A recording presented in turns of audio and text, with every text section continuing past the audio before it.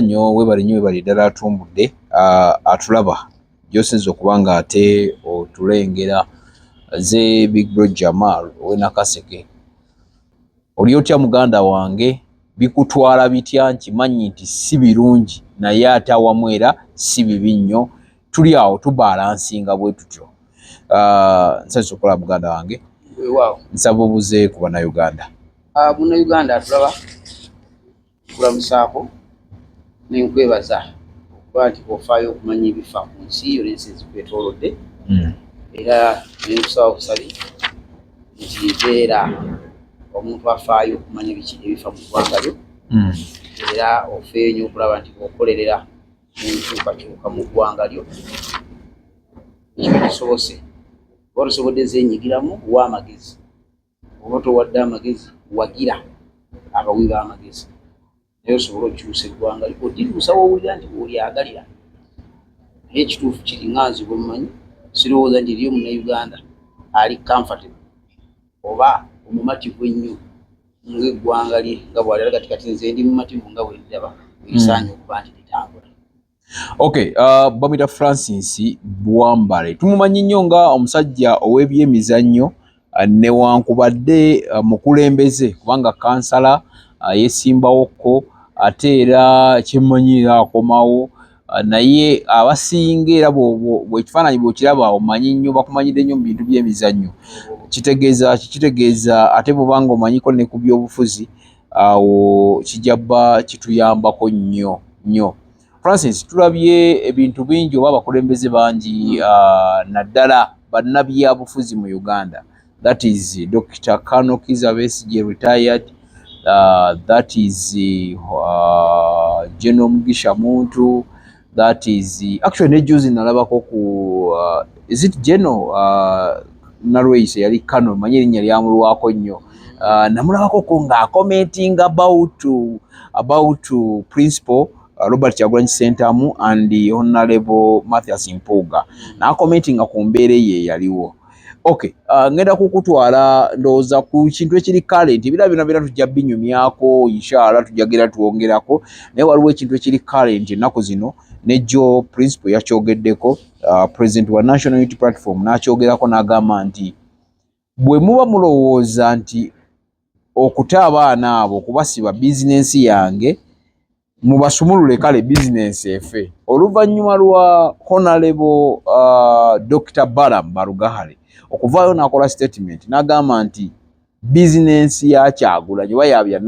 byabifuzi ebisibisa abaana bonna bali mu komera nti bizinensi yani ya Bobi Wine. Naye n'avaayo n'akiriyalinga n'agamba kale bweba bizinensi yange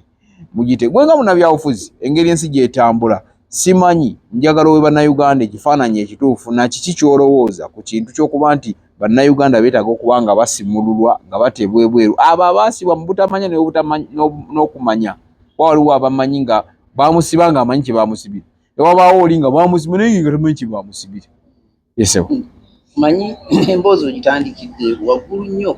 era ogikutte mafumbafumba. Njagala awo twatambulira mu politics mubadde twandiyise ba victims of circumstances. Ba victims of circumstances. Nti embeera ebeera eriwo mu politics erina abantu beegwikiriza nebatwaliramu newandirowooza nti bate bimukwatako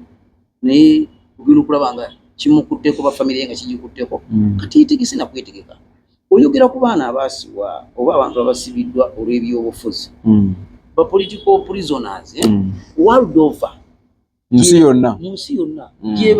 nti circumstances zoogerwako zezo nti bannabyabufuzi abasinga obungi out of panic oba mu kutya okungi wakati mu kutya yes batunuulira buli alina kyakola ku ludda oluvuganya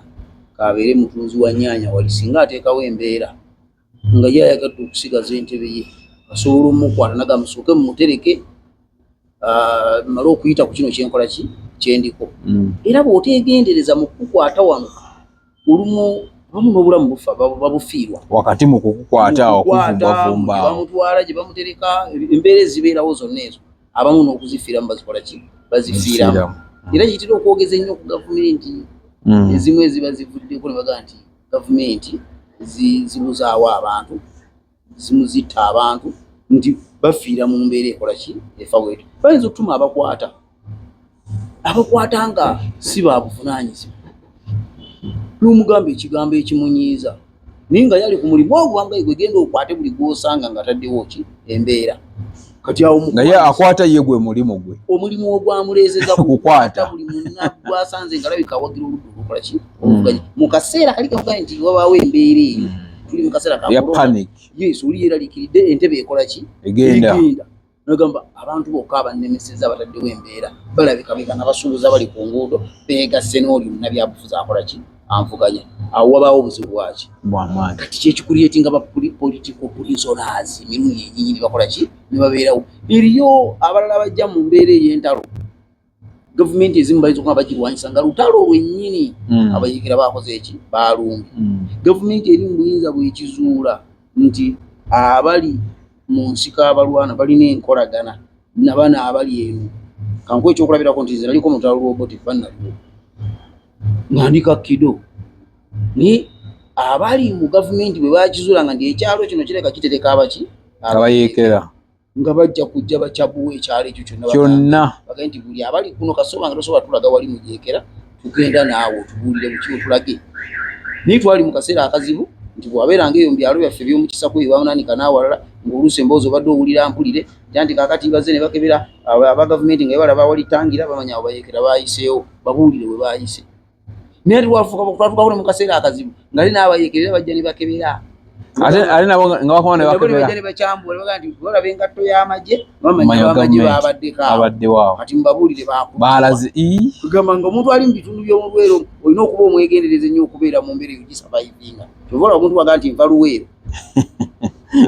nga ddala nga kyayogera nga tagenzeyo bugenzi biseera naye nga yaliko mu lutalo omwesonyiwa manya abeera mugumiikiriza nti abadde mu mbeera. Tukwaniriza ku Mugisha Nandi Tours and Travel. Oyagala kusoma, kulambulako oba kutambula na mwagalwawo, tukukolera ku students visa mu nsinga Canada, America, German, Netherlands n'endala nyingi. Ate gwe visa yalema, Mugisha Nandi Tours and Travel ky'ekyokuddamu kyo. Tulina obumanyirivu mu by'okukola ku visa n'osobola okutambula. Tukuwa n'amagezi gawandyagadde okukolera e Bulaaya. Mugisha Nandi Tours and Travel ekuyamba okkulungamya okufuna obutuuze, tulambuza saako n'okufunira ebifo eby'omulembe aw'okusula n'okukyakalira mu Uganda. Tusange ku Kalungu Building okuliraana City Square, Kampala Road, Level 4, Room 1. Okumanya ebisingawo tukubireko. Zonna ez'obugumiikiriza oba kyenjogerako kitegeera nti ategeera ekyo wabula obuzibu bwe tuli nabwo era bwe tubadde nabwo gavumenti ezimu kati ng'eno eriko bwe ziwangaala ennyo zeerabira byengeri gye zajjamu n'ebizibu ezikoze eki eziyiseemu gavumenti bwe ziwangaala ennyo kati ng'eno eri ku mifuga wa zituuka gavumenti ya NRM yeerabira engeri gye yajjamu ofuna bulungi netuuka mu comfort zone. Kati bwe olaba akwata ku comfort zone mwerowooza nti mweri erowooza kiri nti kiri ekyerabidde nti omulala asobola okukozesa sisitimu yeemu gye yakozesa n'ajja era baba bakyeraliikirira nnyo kasabaga nti tuwaba wakozesa sisitimu gye twakozesa beeraliikirira n'ow'ennyaanya kyova olaba batandika okukwata ku era bamuyisiza ddala ng'omuyeekera bwe yandiyisiddwa olowooza kyenjogedde okitegedde bulungi. So kati bwe tuba twogera ku nsonga y'okuta abaana benkugambyeko nti nkwatibwa gye bakwatibwamu ebeera yakutya kwazi gavumenti ofuna bulungi era eba tesobola kukwata abantu bonna bamalawo naye ekwatako berowooza oba bagigudde mu ngalo by chance bebuuka naki nabo kyovula kizibu nnyo okumanya nti bagendanga bano nti ono yatunyumidde okukwata oba kino wabula gwe kyasanganga kyovula babadde boogera nnyo ku human rights nti embeera bwe yatabukamukko wano mu Kampala olaba nti abantu abakuba amasasi mulimu n'abatali mu kwekalakaasa abali ku byabwe niweesanga nga limusanze waggulu eyo nene limulirayo nti waliwo agudde awo ewakiseka ewagundi abadde naku bibye omukyalo omu yali adduka ddaka na mwana we waliwo ekikoze ekyekigwiro. So bwe tuba twogera kukuta kwabo tibateebwe tebateebwa n'owulira ng'eri alinga abibalaatiramu omuntu omu n'asaba ne lisiti nga bwe wakyogedde wagaye nti waliwo minisita omu yabadde mupya n'asaba lisiti nze namutunuulidde agamba kyekirina okukolebwa batuwe lisiti ey'abaana eyo nkiyita excitement okukyamuukirira oba okubuguumirira. Honorable Minister ali excited? Yes, kibaamu waliwo omukulu omu yafuna obwa minisita n'akola ne pate awaka naga kino mbadde sikisuubira nazina amazina yeka nazoga nibagadira muri tino nakadonga omufulumye huufa nibafulumya huufa mu ddiiro nibagiteeka ebweru nibazina amazina n'ayita mikwano gye ekyalo kyonna nekikuba embuutu banne tufunye ku bwa minisita ali excited kakati oyo bw'omuga ntandika okwogera nebyanayogera bikola ki bimubula kubanga kiki ekikulezesa okugamba nti nno onalo Dr. Balaam ali excited okumuwa obwa minisita ekifo kye yabadde tagwanira nga ye omuntu jjukira nti ennaku zino obwa minisita buva mu bantu nga babadde mu bulamu buno bwaffe obwa bulijjo nga si bateeketeeke nga omuntu oga nti famire ya gundi bwe yamala okubeerako mu kifo bwe kiti n'abeerako MP mu kifo bwe kiti bwe yava ku MP n'agenda aweerezaako mu gavumenti bwe yaliko LC5 egindi okitegeera nti omuntu asobola okuba ex official asobola okuva mu kifo kyonna n'agwa mu kifo abadde abonaabona anoonya ssente hasola muntu wa bulijjo ono oga nti abadde anoonya ssente ategeka ekivvulu oba kinaamusala n'abeera ku probability kinaasala oba tekiisale n'alabiraawo ng'omwana akayimba ke yakubye kavuddemu ssente ne baga nti ekivvulu kyagundinadde naye kigenda kunsala kati omuntu owate bw'aba agudde bwa minisita ne mu njogera ennyangu kubanga abeera abadde mu lwaliro abayimbi bakiba understand abalowooza buli kimu kyangu naye enkola ya gavumenti ezimu naddala zino nga bwe nkyogeddeko nti bwe bayakwata abantu bali out of panic netandika okunoonya emisango gye baggula ku lumu nga tekirinawo emituufu nga bwe gyandiba neeyiya miyiyi bw'ogamba nti ojja ggwako kigwe ojje nakyo ekigambo ng'okiyimba bampe lisiti bakole ki abo si bantu nga bano bayodde ku street abasite kanso beeyoola ku street nti babasanze muzanyira obadde osala oluguudo n'osalira awakyama okoze trespass mu luguudo nti awo site kanso yaga Pascal mutamukola ki bali oli political prisoner bayinza n'omunsi bapaka gavumenti lwerikola ki lwerikyuka kati alona oba bagiwambye buwambi bunagiwambye nalwaga nti ntadde bonna abaasiba olw'ebyo okitegeera kyenkulaga naye gwe bw'ojja obuzzi tomanyirwa bali kati bali ku misango ki oba baba wadde mission ki ey'okukola ogwebuga nti nze bampe lisiti ngende njogere n'omukulembeze w'eggwanga ekisooka oba otandise okunafuya omukulembeze w'eggwanga aliko mu biseera ebyo bw'aba ye teyenafiiza nti asobola okutaaninga around n'akola decision out of the blue abantu baasibidde ebbanga emyaka gigenda mu 3 ng'agamba nti balina omusango nga n'abakungu abawi b'amagezi ba attorney general be baani bonna bamuwadde amagezi n'abawaabi ba gavumenti nti abo balina omusango bweguti ngera fayiro bwetambula bwinoga bugenda ajja kukeera bukeezi ku makya bwakeera n'abataaba anafuya atya omanyi waabeera anafuyidde ekisookera ddala abaalaze ensi nti bano abantu abadde anyigiriza baabwere ekituufu kyabaddeewo muki musango kubanga singa gubadde musango waliwo process entuufu mwe balina okuyita mu musango okubaga ti bano ojjukira nti wakola kino nti ekikola kimenya penal code wednevedemedi omulamuzi abasalidde kati wamala okubasalira gaswe baga nti genda osaavinga ekibonerezo bwekiti oba guno gwe wakola gwa naggo omala okusibya obulamu bwo bwonna bwomala okuyita mu process y'okuwozesa emisango gwe bagambira nti kati pulezidenti wadde mbogamba nti wadde ono oba n'olyoka osaba ekisonyiwo nga amaze okukkiriza omusango oba nga gukusinze kubanga bintu biringa bisatu mwabagenzi musomasomawo ku mateeka naye ekyomukisomo n'abatali bamateeka naye nga bantu ba bulijjo kati twayiza okutafuta asobola okugasoma n'ategeera nomanya nti process y'omusango bamala okukwata empoza yaagwo na buli kimu kyonna process eri complete emaliriza n'ebintu nga bisatu ekisooka aidha okuwa ekibonerezo ekisaamusaamu oba okkiriza omusango oba ogamba nti ogweganye naye bunujjulizo buliwo bukuluma busingirako baga ti gwobo ne bwoneegane minu 10 gukola ki gukusse mu bbi wabula olwokuba nti gulabika si munene nnyo guliko ekisonyiwo guliko ekibonerezo ekisaamusaamu oba okusaavinga n'omalayo sentensi yo nga bakoze eki n'olyoka oteebwa waliwo n'ebisago gye bagamba nti guno asobola okugenda okukola community waaka ku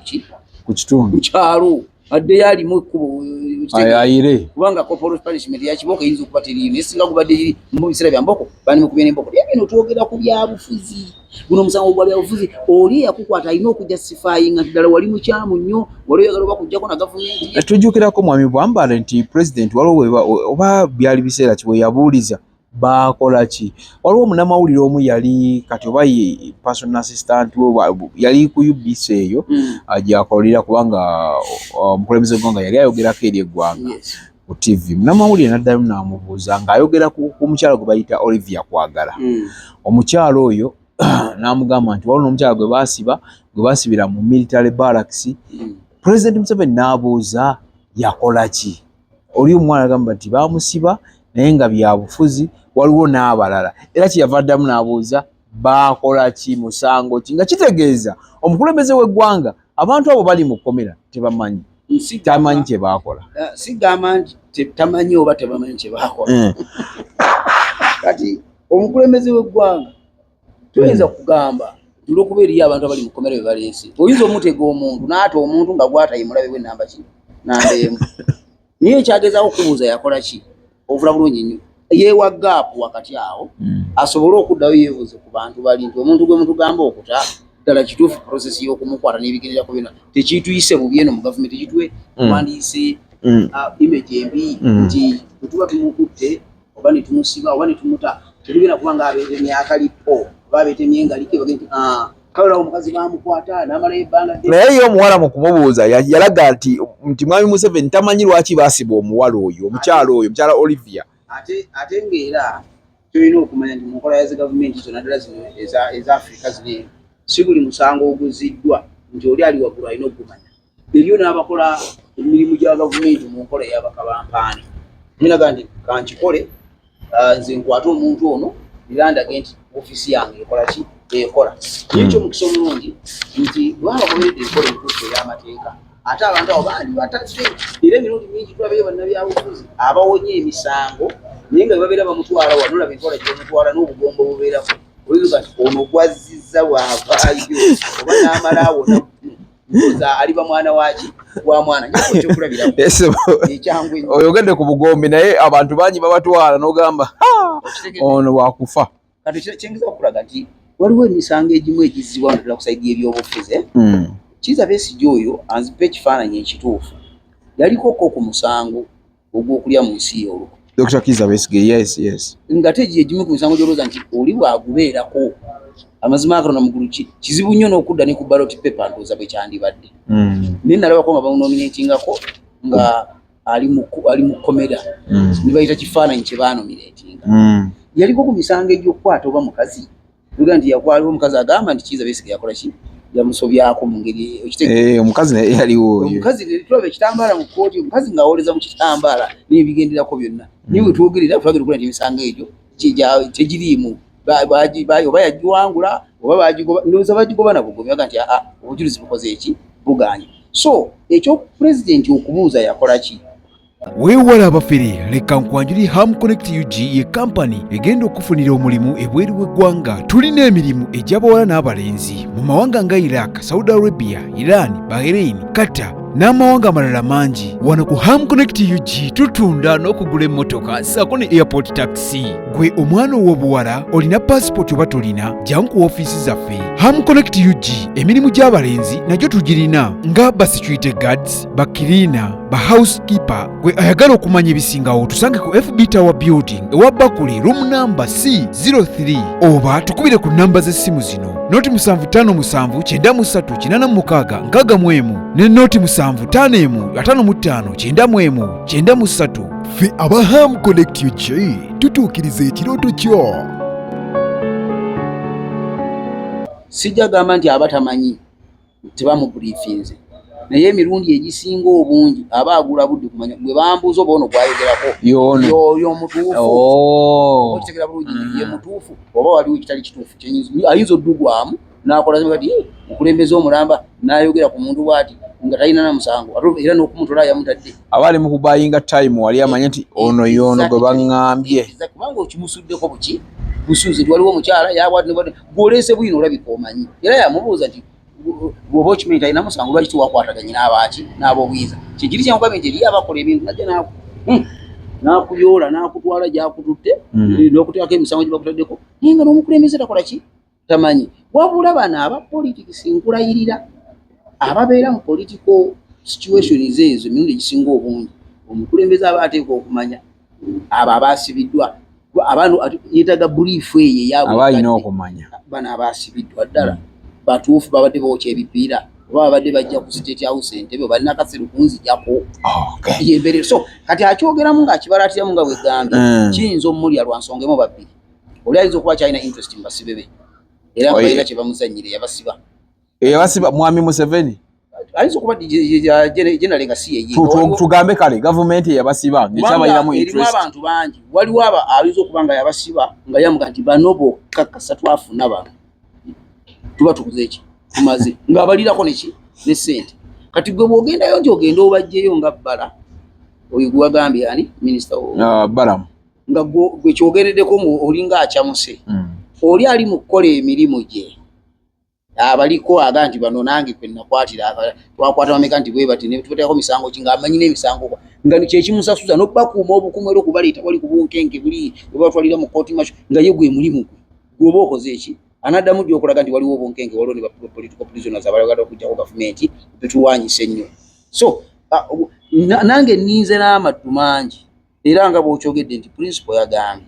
nti bwebanga bizinensi yange funa bulungi nnyo babasumulule mubateekwe egwe nenkya tedda mukola ki tebate kyakola kaba kaweddewo so wali abantu abamu babalaatidde kimpisa okubalaata nti babalaatidde mu nsonga eyo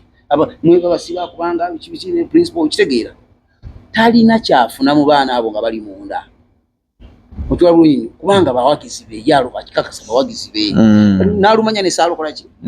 salumanya bonna bawagizi kirizo bagana at this particular moment baki ekyabasibya nti bali mu political so awo nabo ekyo nti okubasiba talina kyafunamu ye nga principal talina kyafunamu wabula ono yabateekayo munda olwa panic n'ebirala ebimugenderako ayinza n'okuba akifunyemu kubanga ayinza okuba alina abalala beyakanga abalina okujja bamukole ki bamutwale nkaguddeyo abaga nti munnaffe bamukutte bo ne bakola ki ne basikamu naye kirizo bagana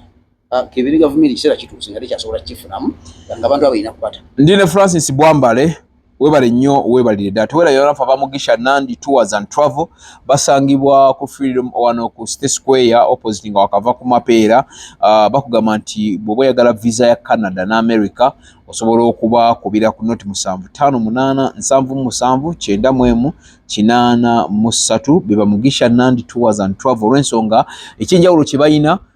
bwe ziba millions 8 oba 10 sente zibakutwalira mu America oba Canada oba Australia osasulayo obukadde nga 3 oba 4 oba omaze byonna gwe bakubire namba y'essimu eyo bajja kulagira office weeri noti 7587978183 mugisha Nandi Tours and Travel bagenda okujjako engalo oba omaze okutuuka Canada ng'ofunye omulimu empapula bazigoberako buli kimu osobola okufuna obutuuze eri banange mubeeyune kyova olaba nti bagambye leka tutambule ne Big Brother Uganda. Nine Francis Bwambale twogera ku nsonga ya byabufuzi. Honorable Francis nga tumaliriza njagala otangaze bana Uganda ne kino ekintu wadde ebyo byonna bibaddewo twogedde ku political prisoners bangi nti mubate oba oli awo banankyukakyuka bazze boogera ebintu ebyo tute political prisoners naye Uganda teyafunye eddibu ery'amaanyi juzi Human Rights United Nations jukira ekitebe bakigoba wane Uganda naye nawuliddeko mbu mbadde sinabakakasa bulungi mukyala wangadi abamukomeza ku mulyango yabadde agenze okwetaba mu lukiiko mu lukuŋŋaana tabamiruka wa Human Rights ekisooka bemuyita abalwanirizi b'eddembe mu nsi yonna balina ekizibu ky'amaanyi era ndowooza beetaaga kuba mu ttooki n'okumanyira ddala oba ekigendererwa kyabwe ki eddembe okutyoboolwa mu nsi za Afrika wano eno onoonya ekifo ekyokuwummuliramu nga kirina sipa ey'omulembe omuli sawuna massage ne steam bath ffe aba Nina Guest House tulina luumu eziri self-contained nga nnungi nnyo kosta ne restaurant erimu emmere empoomu eya buli kika gwe anyumirwa omupiira ne pool table jangu buli kimu weekiri parking ey'obwereere security ennungi nga ne privacy y'abaclienti baffe yankizo nnyo gye tuli tusangibwa ku Hoima Road ennamuŋŋoona nga waakava ku Toto okumpi ne Gombe SS. Tukubireko kati ku noti 75464215 oba noti 761489 noti emu noti 4 Nina Guest House, a home away from home. Fuuka emu ku style of leadership nti abakulembeze ba Afrika bw'aba tanyigiriza baavuganya abanga gavumenti etekola ki etakola etaliiwo yes oba eteriiwo era ebintu ebisinga obungi ebigulibwa okuva ku tiyagaasi amazzi agabalagala gana talina tiika sininga amazzi buzinga gabalagala ebimoloka ebigakuba yes rubber bullets ebigulibwa byonna bigulibwa okugezaako okukakkanya abantu ababeera bavuganyisa gavumenti nga babeera babenza oteekawo obujagalalo alina obujagalalo mu Africa kati butono tebakuti n'omuntu atya n'obuteekawo naye era still kasaba kwekengeramu kati okwo kitwalibwa ng'okunyigiriza eddembe lyaki ery'obuntu naye bali boolyogerako ate bba abazungu ebyo byonna babiraba era ne bataluma nibo tebawona kye bakola ki babimanyi babirabira ddala kubanga bo kamera zaabwe na buli kimu kyonna sigino ziraga buli kamu asobola okulaba nawano wetuli ng'asobola okulaba byokola byonna n'amanya kigenda mu maaso naye bo ate kyebasinzeeko okusimbako essira mu ddembe ly'obuntu buntu ffe tuyinza naziyita immorals mpisa mbi ffe zitwala ng'embi wano ate bo ze baagala n'okukulembeza tovola nze mbagenda mpola era nze sagala nkugambye nti Wangadya tabaddewo wano amanyi ensobiizi omukyalo oyo maama oyo bantu bamulaajaniranga ngondaba abibalaatiramu ye balaata bwate amanyi obuzibu bwe yakola akimanyi bulungi nnyo n'engeri gyalukanyizaamu ekitongole ekyokuva lwe yakifuna n'abalala bakibali mu ngeri gyali bakola emirimu egyo so bw'agendayo ne bamuggalira ebweru ku mulyango ye alina kwekuba mu tokyage naye ddala bwe manga nze mulwanirizi w'eddembe ennambeemu mu Uganda nze wakakiiko ako omulimu gwange ngukoze yakanunula abakyala bameka wano sitekanso be badde ng'ekwata yakanunula bameka polisi badde ku emigo ku ngulu nga bagobagana nabo yakanunula bameka bangi nnyo sagala nakirwe nako yenna bayida ye buli alina human rights abuse gy'akoze bw'olabanga bamucunyanga baga nti tokoze mulimu toteekangayo kigambo kyo naye nze omugaye nti obuzibu bwange bwenina naabo bubadde oyogerako nti bo kye batwala ng'okunyigiriza eddembe ly'obuntu wano tebakitaddeeko n'amaanyi mu kukirwanyisa kyova olaba Abafirika bakyabonaabona nnyo mu anga eyo nga bo beekwasa tekirala nnyo kye bakulembeza oba kye beekweseemu era nze bwe bali kijjawo ne baga nti tetukyalwanagana oba tetukyagala nnyo okulembeza kino wabula ddala eddembe ly'obuntu ettuufu lye tulina okulwanirira nja kuvaayo mbawagire ab'ensi yonna naye wano we tuli buli muntu eddembe lyo ddinoonya olina kwerwanako ggwe nga ggwe toyinza nagenda kakiiko kaddembe ly'abuntu ako n'ogamba nti omukyala yabadde anzisa emigo ne bakuwuliriza bajja nakusekerera busekerezi kubanga tebakitwalanga na violent gundi act. Big Brother Uganda nkwaniriza ate era omusajja bamuyita Francis mukugu mu kusengeka ensonga mpola mpola tugenda kuzitambuzanga bwetu tutyo mpola mpola webali nnyo webalire ddala njagala osibule bana Uganda olwaliro bwe tubadde njagala beebaza mwena nyingira bajukiza ekintu kimu nti okwerwanako okuva mu mbeera mwoli oba bwe tuba bakukyusa ggwanga lyaffe lino lijja wano we tuli tolina kirekera Big Brother ng'alinga eyerwanako yekka tolina kirekera nze Bwambale Francis okubanga eyerwanako yekka naawe ali mu gavumenti eno eriko eno itwala kati kadde kano oyinza okulaba ng'ali comfortable somewhere naye ndaba ng'atudde ku time bomb nti bw'otooteeketeeke gavumenti eddako nga nnungi okusingako eno gy'olimu ojja kubeera mu gavumenti nga naawe olaba ng'ayisibwa obubi ennyo n'okusinga ate n'eri gye wakola ki gyewalimu ate ne gyewali osuubira okubeera so buvunaanyizibwa waffe ffenna nga bannayuganda okulwanirira gavumenti ennungi efuga abantu obulungi oba erumirirwa eddembe ly'obuntu ng'ate ffe tugyekoledde tulina bwe tugirekedde nti oba tugirekere principle oba tugirekere Besigye oba Mugisha muntu oba omuntu omulala yenna agezaako okukyusa embeera okujja abantu mu mbeera embi obatuusa bamu gye bayita ensi ensuubizi. Akume nze Jamal Ssaabasajja Kabaka wa Buganda wangaala.